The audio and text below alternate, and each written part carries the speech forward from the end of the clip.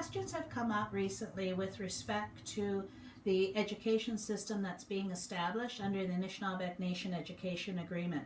And those questions relate to who's setting up the system and who's made the decisions on education.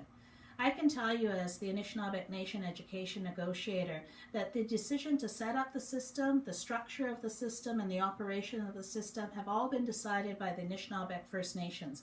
That's been through community consultations with the education working groups, a series of education symposiums, and a whole host of meetings over the course of 20 years to ask First Nations, what do you want to see and how should education be operated for Anishinaabe? The system that's being set up is not going to be run by the Union of Ontario Indians. In fact, the Union of Ontario Indians will have nothing to do with Anishinaabe education once we ratify this agreement.